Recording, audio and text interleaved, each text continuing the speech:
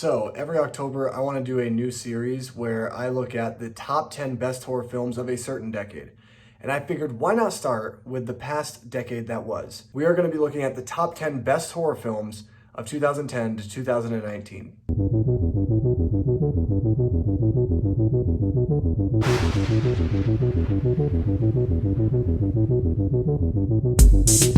Before I jump into my list, let me know your guys' list down below in the comment section of the video. What horror films from the past decade really stuck out to you, and which ones do you think maybe just weren't as good? Maybe I'll do a top 10 worst video at some point in the near future, but let me know all of your thoughts down below in the comment section of this video. Also, I also want to say a disclaimer. This is my list, okay? This is my personal list. You might not agree with me, and I don't want you to agree with me, and that's fine. But I want you to just to know that this is my list. So it's biased, obviously. So I will be starting off with some honorable mentions. I have 3 honorable mentions: Lights Out, Annabelle Creation, and Insidious. Starting off with my number 10 is The Cabin in the Woods. This movie, when I first watched it, I didn't necessarily love it, but the more I've watched it, the more I've really grown to admire what this movie does.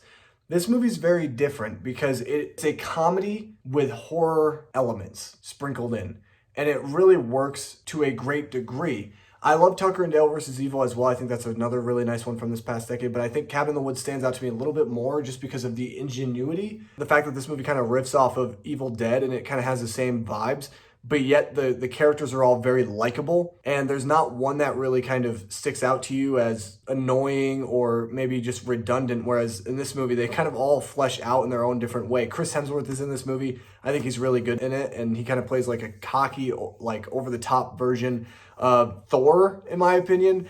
But Cabin in the Woods is a lot of fun. It's a movie that I think can really sell you into the Halloween spirit. And it does have some really nice horror vibes as well. There's some really nice horror elements in this movie that are kind of missing from other films like this, like Tucker and Dale versus Evil. My number 9 goes to Hereditary. Yeah, that's going to be a controversial pick for a lot of people. I'm sure a lot of people probably put this at number 1 or at least in the top 3. This movie to me is good. It's solid, but I don't think it's nearly as good as people perceive it to be. I feel like one of the big problems that we have as movie fans is we're trying to find the next John Carpenter, the next Steven Spielberg. And so we kind of emulate that in certain works of art that we see of new directors who are kind of hot on the scene coming out with something like as groundbreaking as Hereditary was. Granted, Hereditary was a very good film, and I think it's a movie that is a little overhyped. I don't think it's nearly as scary as people say it is. I think the movie just adds a lot of shock to it, but that's not to take away from the moments that truly are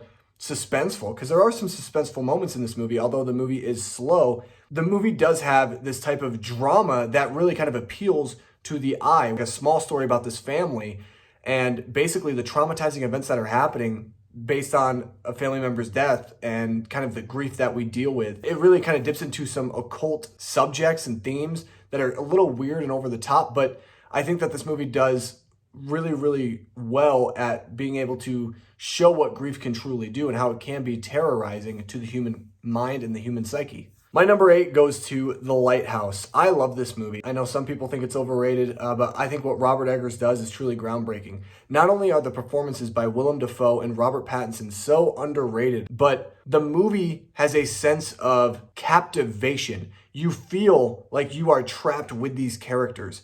You're isolated. And I think that that's one of the best things that this movie accomplishes, is being able to show you what isolation truly is, how you can lose your mind, and basically how not everything meets the eye. This movie has a lot of Greek mythology in it, and I love Greek mythology. I took a Greek class in college because I really enjoyed Greek mythology and like the Greek language and what the Greek customs are. And I think that when you look at it from that standpoint, I think you can really admire what this film tries to do, as it presents certain ideas that are a lot more spiritual in nature than some other horror films, even like the exorcism films that we see all the time. Like, this movie really has something different to say, and it's a very different horror film because it doesn't have jump scares. It doesn't really have a lot of like on-screen scares, but they do things in this movie that really kind of get under your skin, and I think that's like the best compliment I can give this film. My number 7 goes to Evil Dead. This is the remake to the original masterpiece by Sam Raimi. I really love this movie, actually. I watched it again for the first time since seeing it in theaters years ago, And I just love it. I think it's one of the best remakes, if not the best remake I've seen of a horror film and of a horror property. What this movie is able to accomplish is so different because the original Evil Dead, it's outdated, yes, it's a little bit cheesy, but you have to understand like what that movie was able to accomplish on such a small budget. The fact that Sam Raimi shot this thing over a weekend, what they're able to do masterfully to be able to pay homage to the original films, but also do something different with this new one, I think is masterclass. And I honestly think that this is Fede Alvarez's best film. Don't Breathe was okay, but like I think Evil Dead, he has a lot of glamour in this movie. And I think that this movie is a very, very great remake that is timely and actually has some frightening scenes as well as some hilarious scenes. So it kind of takes from both the dark route and the humorous route of what the original trilogy of Evil Dead films was able to accomplish. My number 6 goes to Jordan Peele's Get Out. This is another guy who gets compared all the time to John Carpenter. I think this guy is a phenomenal director. I think he's going nowhere anytime soon. I think he's going to stay in the Hollywood main scene for a long time, and he should. Jordan Peele, what he was able to bring with Get Out is so different because this is a movie that really plays on our society today. The racism, the blatant racism that we as a people continually commit each and every day to a culture, to a group of people that we need to know more about. We need to know more about their backstory. We need to know more about their struggles, and we need to be there for them. And I think that this movie is a great representation of that. Daniel Kaluuya in this movie is phenomenal. I loved him since Skins, a British TV show that came out years ago.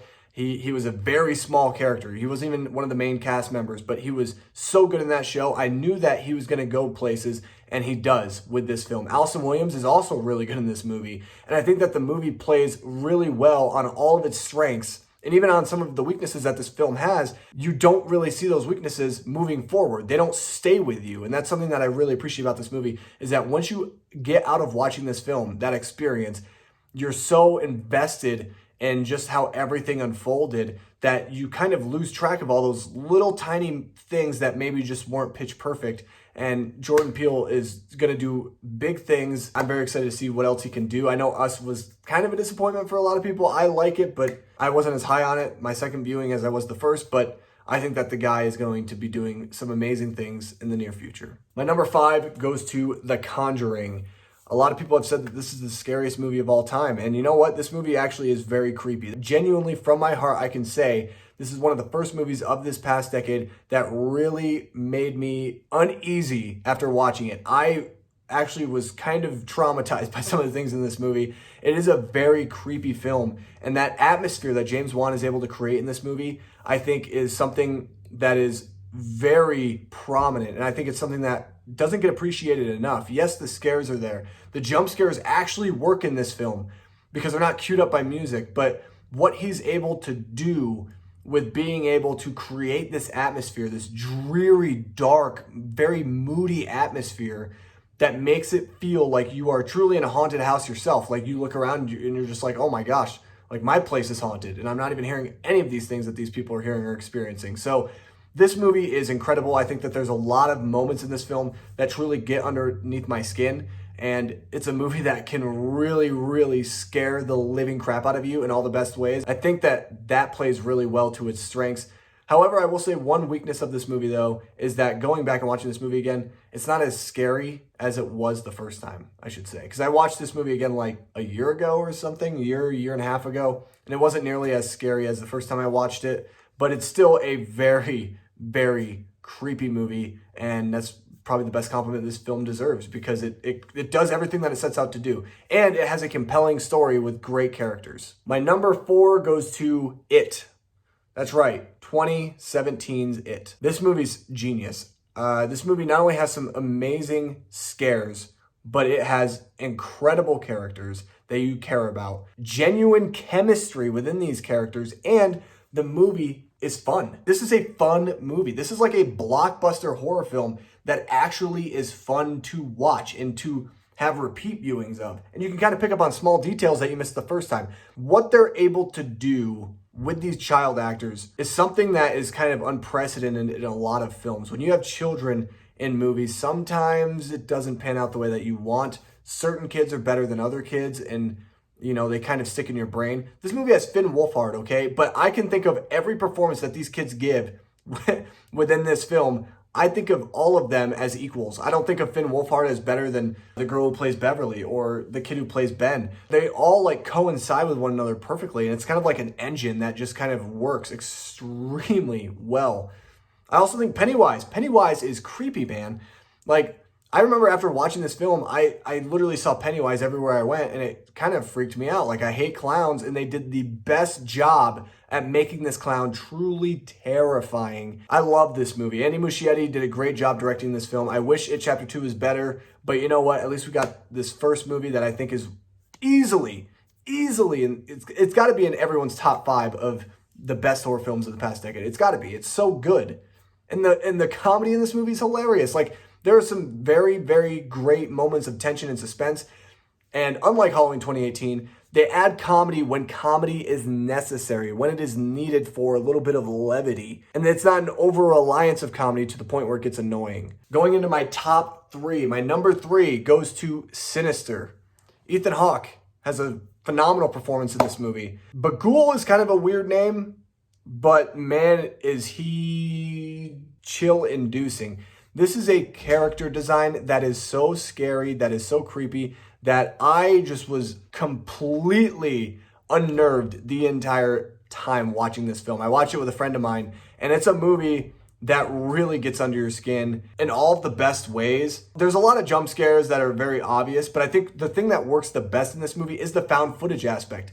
Found footage is something very, very hard to do nowadays because we've seen everything. I mean, after the Blair Witch projects, every movie wanted to be the Blair Witch Project, and they all had found footage in them, and they just were not scary. They were kind of stupid, very lackluster. But what they were able to do in this movie with the found footage, especially the lawnmower scene, if you guys have seen it, my gosh, that is the hardest stuff to watch. It's like legit nightmare inducing. And this is a movie that truly creeps me out, and it makes me not want to have to put it in and watch it again for a while at least. My number 2 goes to A Quiet Place.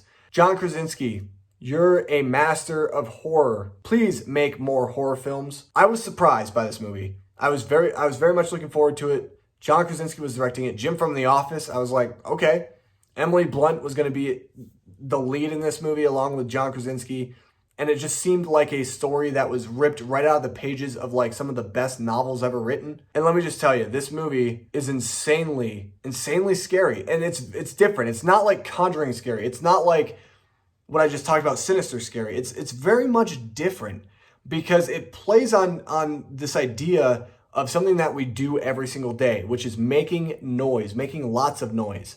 And having to live in a world where you have to be silent, not because you're in a silent film, but because literally there are monsters that can kill you by hearing, by the noises you make. And I think that that's very fascinating to me. As much as it is a creature feature, this movie also has a lot of heart with the family dynamic. The fact that Emily Blunt and John Krasinski are trying to protect their young kids during this time, and they're trying to kind of move forward as a family after a tragedy that happened at the beginning of the film. And A Quiet Place is a film that just, every time I watch it, I just think of the mastery of every little facet that they were able to do, especially with the sound design, the production design, and the fact that this movie it was made on kind of a smaller budget, but it looks like something that was the biggest blockbusters that are out today. So it's a movie that I truly love, and it's one that I love revisiting because to me it's a film that is just so masterful in its craft, in the way that it's designed and built.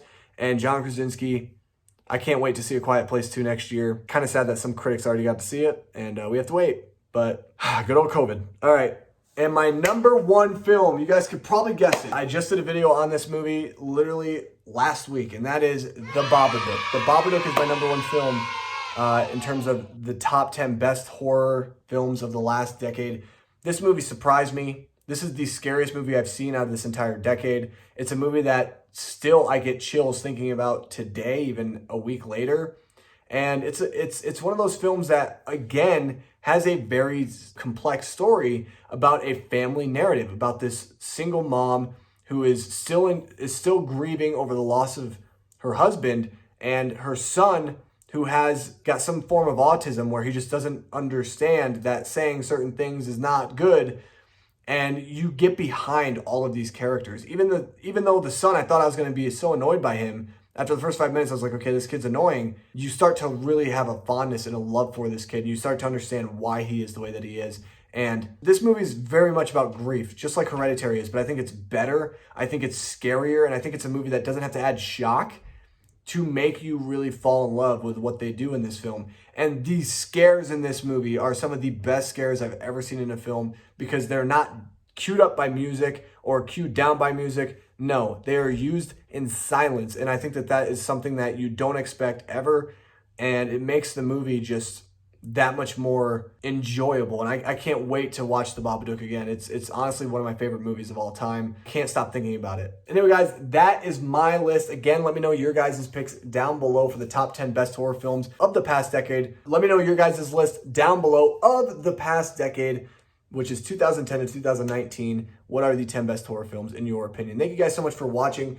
Thank you for supporting the channel as always. If you guys enjoyed this video, make sure you hit that like button down below. Consider hitting the subscribe button if you are new to join this movie community where we talk about film. We have some more horror videos coming up here for Halloween that I'm very excited about. I'm going to try to grind them out as much as I can this next week. So expect a lot of content this next week. I've kind of been behind a little bit, but I will get back on track. Anyway, guys, thank you so much for watching, and I'll see you guys in my next video. Peace.